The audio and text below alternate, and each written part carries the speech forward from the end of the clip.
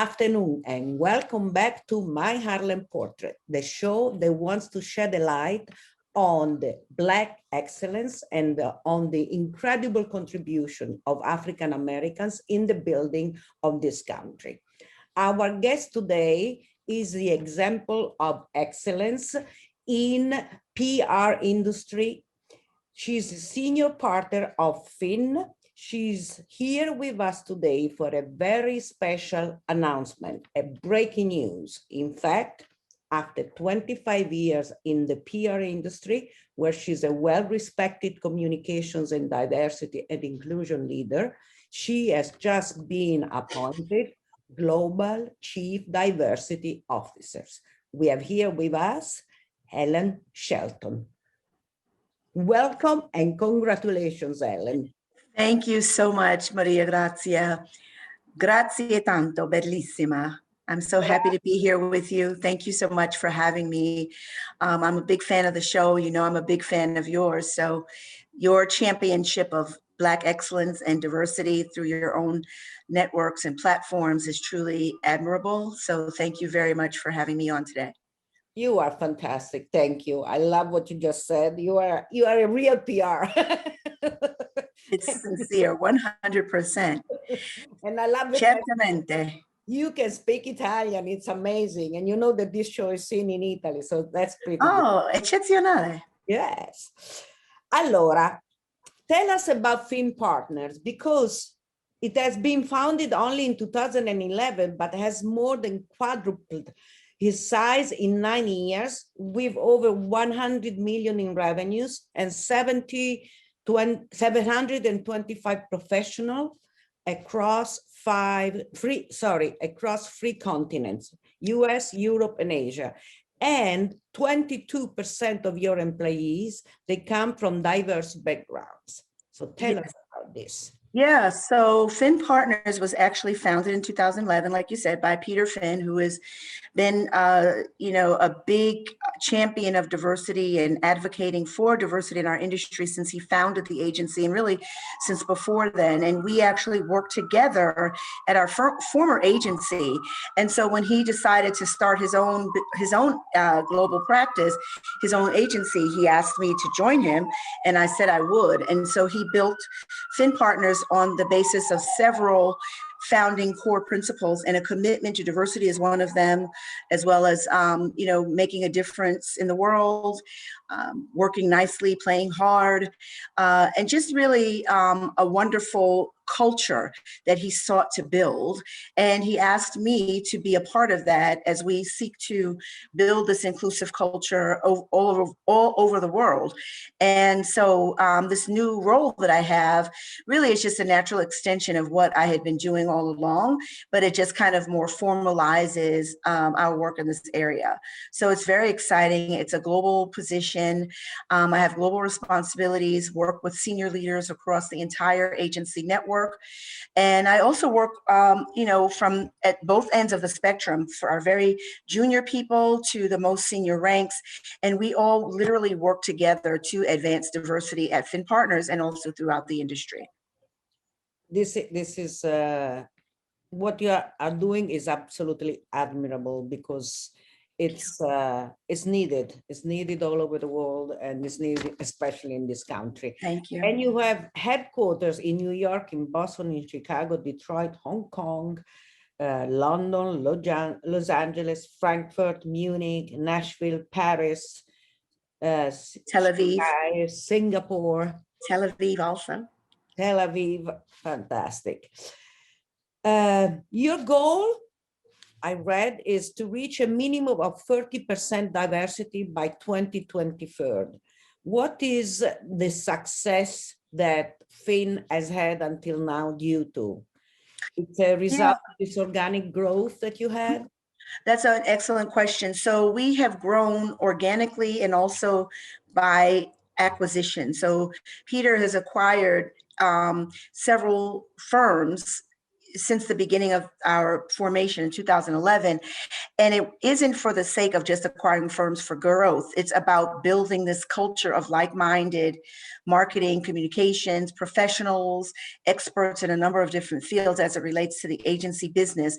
And we have become like this, sort of one thin amalgam, if you will, of professionals and agencies all under the Finn Partners brand. And the testimony to the fact that we are considered among the most diverse general market agencies in the industry is really due to just that. It's due to our inclusive culture. It's due to the fact that our commitment to diversity is well known and well documented. And we do this, and our diversity programming is called Actions Speak Louder. There's a lot of rhetoric, Maria, around the issue of diversity in so many different areas in business right now. For us, it's not about rhetoric. It's not a trending topic. It's something that we've been committed to. And the beauty of that is, where do we put our action? Like, how do we do this? So we are very aggressive when it comes to recruitment. Education is a huge thing that's very important to Peter and for all of us. So we actively support educational initiatives, and we work very hard to help usher in a new generation of diverse candidates to come and grow their careers at Finn Partners, and also to go out in the world in the industry. So education, we are very strategic with how and where we recruit for jobs, not just entry-level jobs, but also executive rank jobs. And we also believe that it's very important that, because one of our founding principles really is to make a difference in the world, we have an amazing employee donation program, and we encourage civic involvement, civic engagement, and volunteerism. And we work with about 20 global social justice and racial justice organizations all over the world. And the firm actually matches employee donations to those groups. And in this manner, we are able to make a difference where we do business all over the world by forming strategic alliances, giving financial support, and matching donations to these organizations. So that's really a key part of what we do and how it translates into this sort of one Finn culture, because we are all like-minded when it comes to this idea of making a difference in the world. Give me an example, one of those actions within this Action Speak Louder that is most dear to you. Well, I'll have to say, since this is a New York-based show, and I know it's digital, so it can be global, but one of the initiatives that's very near and dear to my heart is an initiative that we have with the City College of New York. Mm-hmm. Now, within maybe our 5th or 6th year, we launched an initiative. It's the Finn Partners D&I Award at the City College of New York. It's in honor of Peter Finn's father, David Finn, who was a legend in the industry. He founded Reuter Finn many years ago, and he actually is an alumnus of City College. He graduated in 1942. So Peter Finn and his family decided that they would make a scholarship in honor of their dad and an internship. So we launched the program. We give a deserving minority candidate a scholarship to finish their studies at CCNY, as well as an internship at Finn Partners. And since we started the program over 5 years ago, nearly 100% of the students that come through the program have been hired full-time at Finn Partners, and they're on an executive track. As a matter of fact, our very first awardee, Chantal Gomez, she started out as the awardee. She got the scholarship, she got the internship, and she's now an account executive, and she's on her way, a rising star. So that program means a lot to me, and it's been very successful. And it's kind of a standard bearer now in the agency business. Many other agencies have decided they were going to do the same thing, and I'm very proud of that. I say the more the merrier. It is very, very interesting. And I know that you have this program, Partners for Diversity, also with other Black universities and colleges. Absolutely. So we just launched it. It's called Partners for Diversity, the internship preview. So we had about nearly 60 students from historically Black colleges and universities, as well as minority serving institutions, excuse me, from all over the country. We paired them with mentors throughout the agency, and we did a whole series of programs with them. And it's just been wonderful. I mean, we had kids from Howard, we had kids from Florida State, really from all over, and it's just been wonderful. That is really, this is what is missing in education in general, is especially when kids, they've been told you go to college, you go take a degree, Right. and then you have a career. But nowadays it's not like that anymore. And so No. it's fundamental that a company like yours turns that into reality. So, yes, and that's what we do. We actually literally, we make the action speak louder.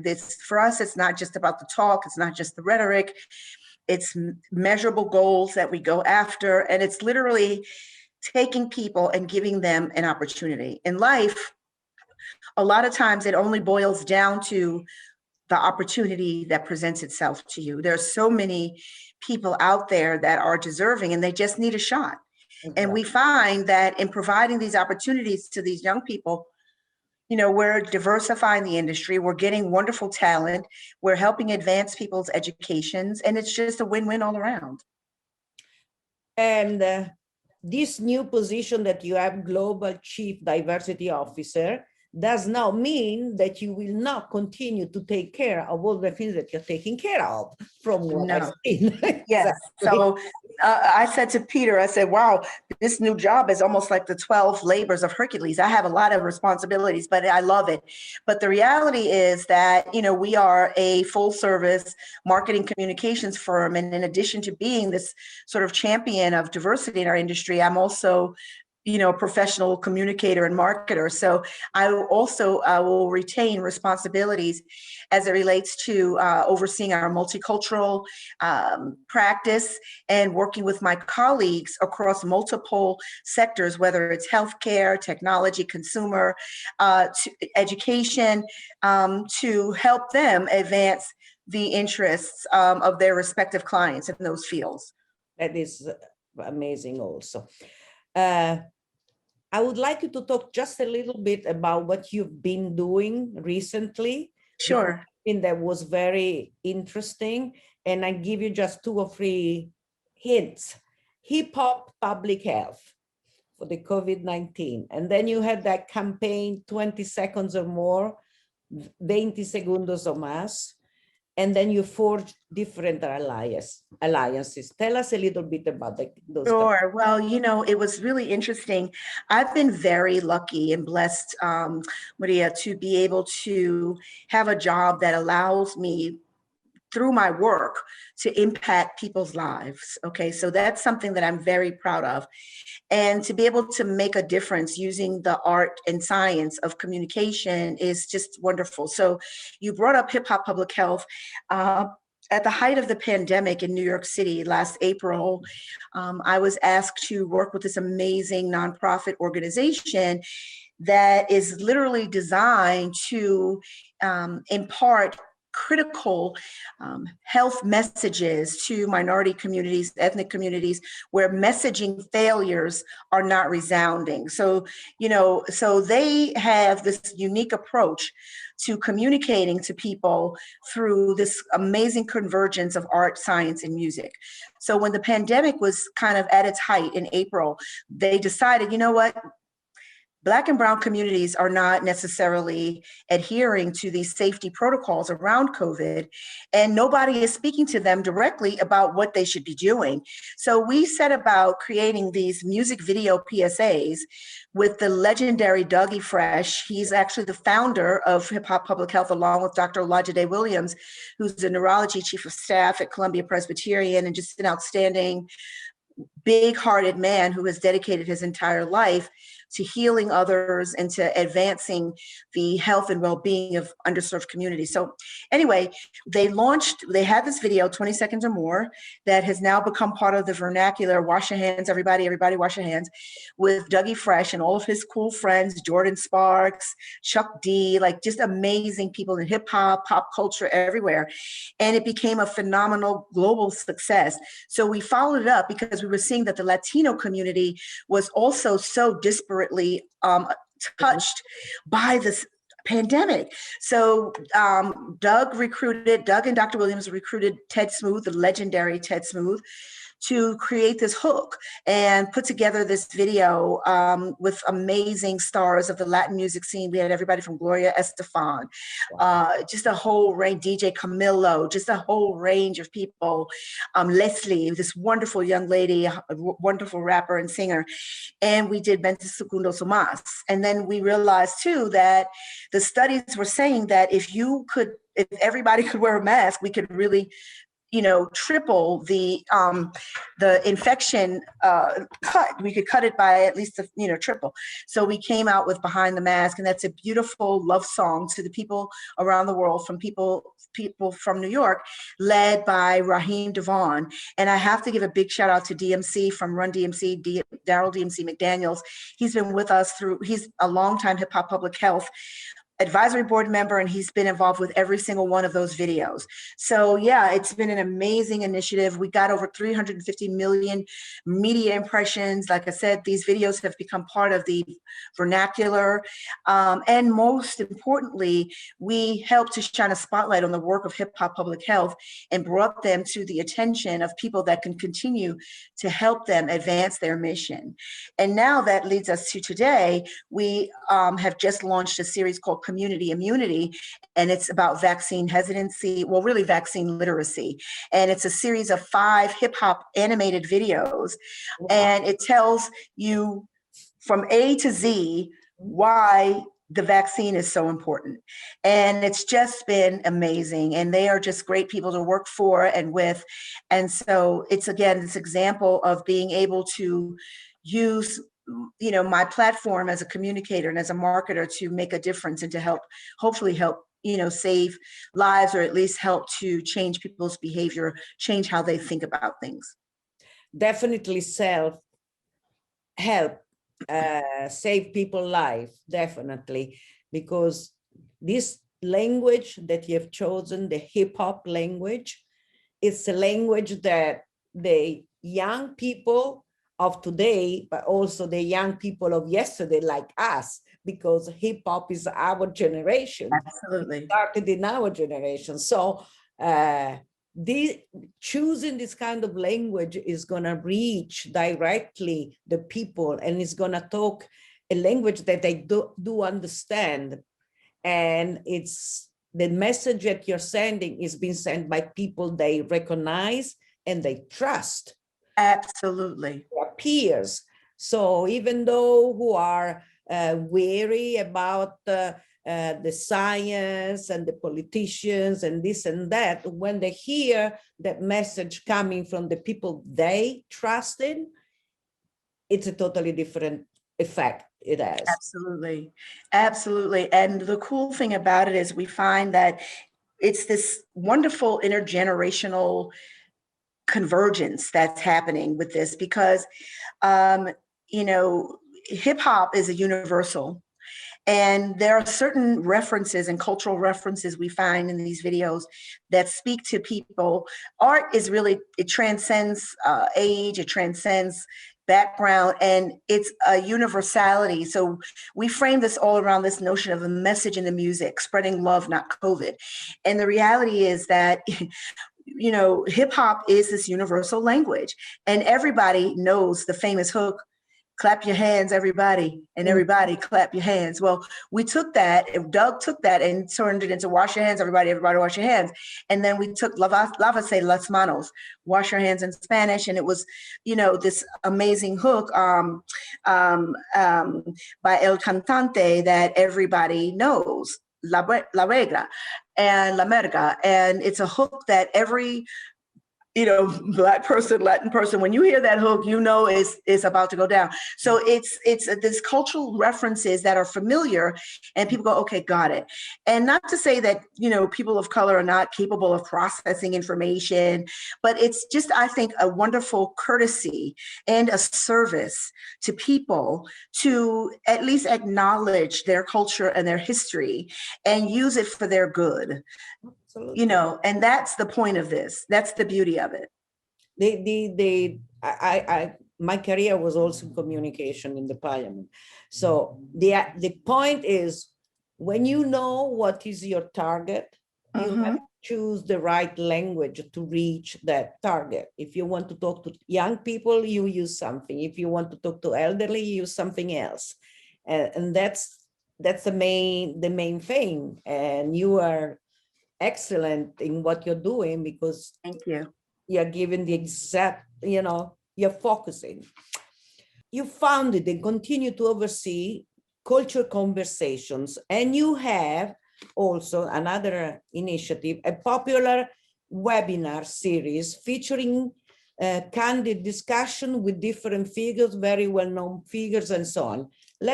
Tell us a little bit about that. Yeah, so Culture Conversations is really something that we launched last June to coincide with the Juneteenth celebration. So we were talking about culture conversations, and this is another very important action that is being done by Finn, and you spearheaded it. On top of being and doing all this, you hold a number of very important positions. For example, you are on the board of directors of the New York Urban League, which has really done a very recently a research about poverty in African Americans. And then you are Chief Communication Officer on the board of New York Women in Communications, which is an organization which is 90 years old. Recently, you told me that it is an exciting time for our industry. Can you expand on that? Absolutely. It's an exciting time for the communications industry because of the changes that we are seeing, and the fact that, what I refer to as sort of the dual pandemic of this heightened racial and social unrest and injustices that we're seeing play out before us every day. But the advances in our industry are making these things come up to the forefront, and people are not willing to just kind of talk about it. People are now actually doing things about it. So as an example, you mentioned the Urban League, and you mentioned New York Women in Communications. These are both organizations that really are on the front lines of galvanizing communities to take action and to help each other, help themselves, and really build coalitions through action. And so with the New York Urban League, I'm new to the board, and they have this landmark study out called The State of Black New York that really, as you know, highlighted much of the disparities in terms of access to education, healthcare, jobs, housing here in the New York area. And similarly, with New York Women in Communications, it's one of the most prestigious professional organizations for women in the business. And we just launched an initiative called #WomenHeard.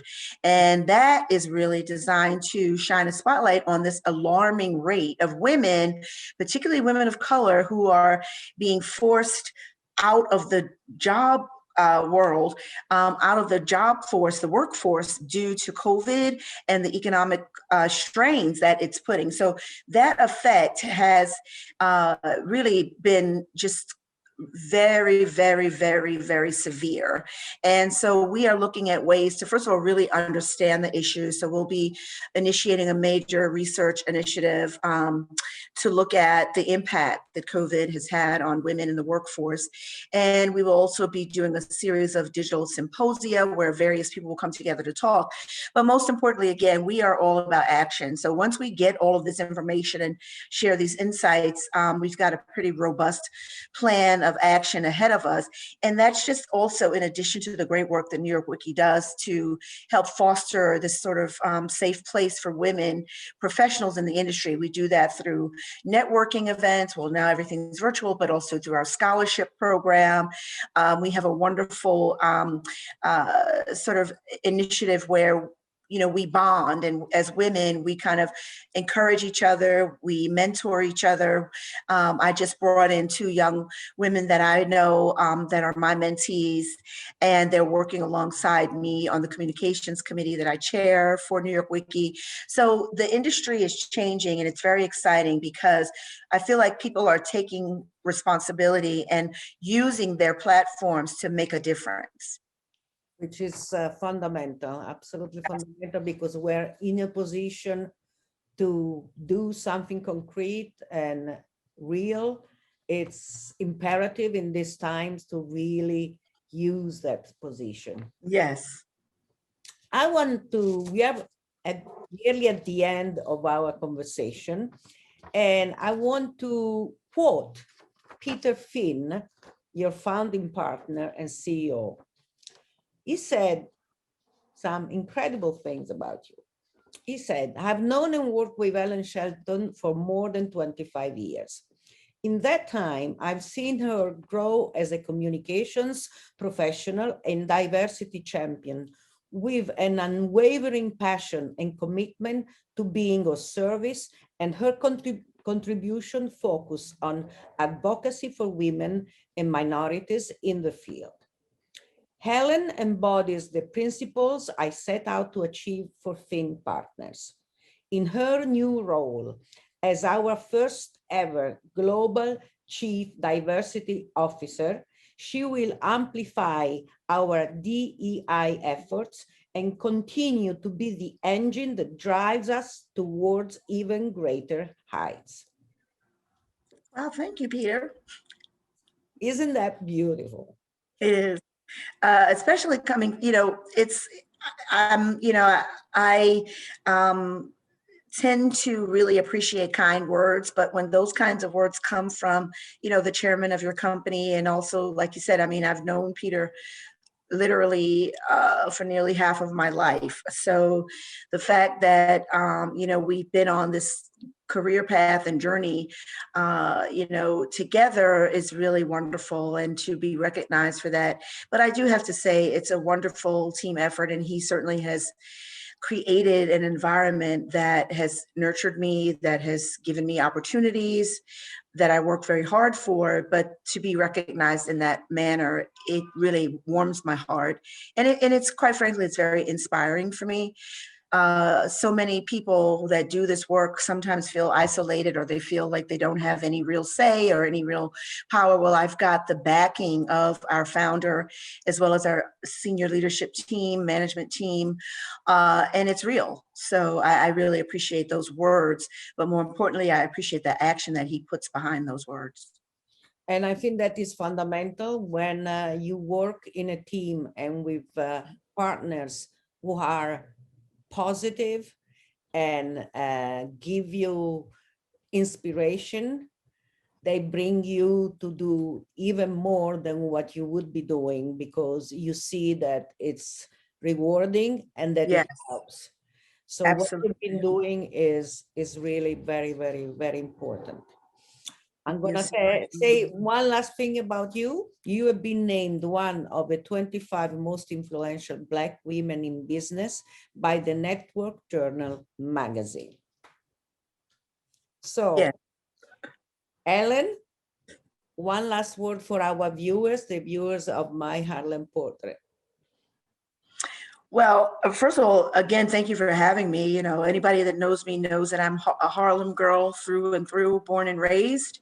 So I love being a part of this, and certainly appreciate the opportunity. And as far as being a woman of influence, it's not something that I set out to do, but I certainly believe that it's really on all of us to do our part to make a difference. And I see it as a great opportunity and a mantle for which I'm very proud to carry. And hopefully in my efforts, I can touch somebody's life and help people and inspire others to do the same. Wonderful. Thank you so much. I know you are extremely busy, and so I really appreciate you found the time to be with us and with our viewers. It's my pleasure. Thank you to our viewer, and please don't forget, after you've seen the show, to go on my YouTube channel, which is My Harlem Portraits. Subscribe, it's free, because we want to share this program. We want everybody to know the fundamental contribution that African-American people have been giving to the building of this country. Thank you.